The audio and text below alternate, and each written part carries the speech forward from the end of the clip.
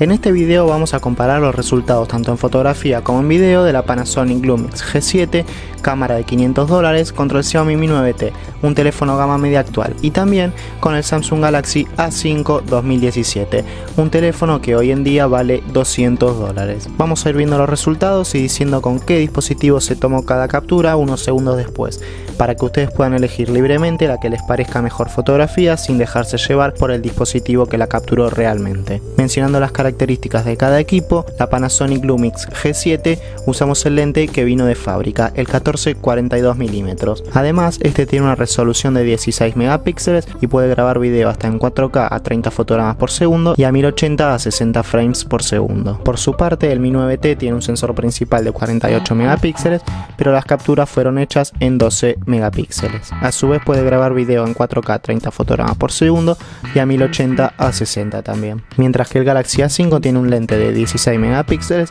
y filma en 1080 a 30 fotogramas por segundo como máximo. Para que no haya diferencias, en los tres equipos se usó el modo automático y ninguna imagen se retocó digitalmente ni se modificaron sus valores reales. Es interesante ver cómo las cámaras de los celulares fueron evolucionando enormemente con el correr de los años y en muchos aspectos no tienen nada que envidiarle a las cámaras profesionales de fotografía o video. La Lumix G7, si bien es una de las mejores opciones en su sector, una de las mejores en cuanto a calidad-precio y brinda un rendimiento increíble, no es la que más se destaque por sus resultados en fotografía y tampoco por los resultados en automático, ya que este tipo de cámaras está preparado para poder brindarle al usuario un montón de posibilidades manuales, por lo que si nos ponemos a investigar la cámara tiene un montonazo de ajustes para configurar la fotografía y el video a nuestro gusto, pero en esta comparativa estamos viendo los resultados en automático para que no suceda este tipo de diferencias y de posibilidades que en un teléfono no se puede lograr. Donde más destaca la cámara de Panasonic es en el balance de blancos, no interpreta mejor los colores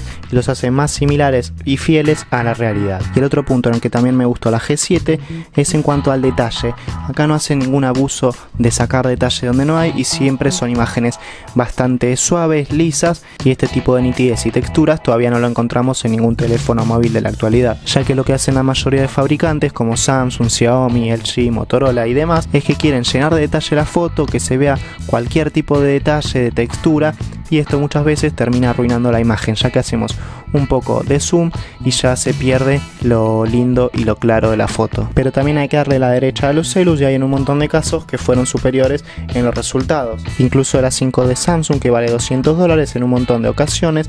brinda resultados que son muy difíciles de distinguir cuál es de este teléfono y cuál de la cámara, que vale más del doble de su valor. A medida que baja la luz, acá también ganan los celulares, ya que en su postprocesamiento suben la exposición, tardan unos segunditos más en hacer la captura para que entre más luz al sensor, y la cámara en modo automático esto no lo hace. Sí podemos configurarla en modo manual para ponerle 2 o 3 segundos al sensor y que capture más luz y se haga una mejor foto, pero de forma automática la cámara no lo hace y el smartphone sí. Por eso podemos ver que en los resultados nocturnos los celulares suelen sacar pecho. Otra diferencia que vemos es en cuanto a los desenfoques y a las texturas. Los teléfonos lo suelen hacer por software, el desenfoque, el modo bokeh, que está tan de moda, mientras que la cámara es un efecto que lo hace natural el lente, entonces se ve un desenfoque más suave, más natural y mucho más real. Con este video quería mostrarles cómo un teléfono hoy en día de bajo valor puede hacer unos resultados increíbles tanto en fotografía como video,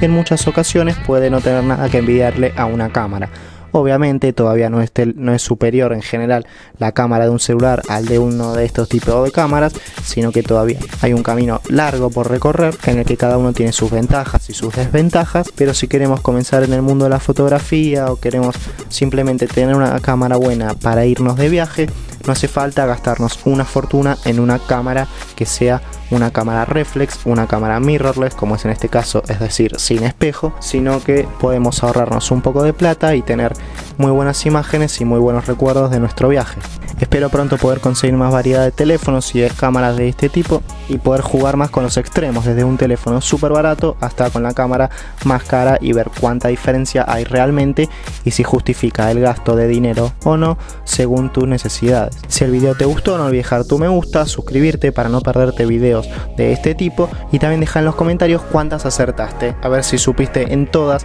con qué teléfono o si se tomó con la cámara cada imagen o video, y vemos quién de ustedes es el ganador. Así que esto ha sido todo por hoy, nos vemos la próxima, chau chau.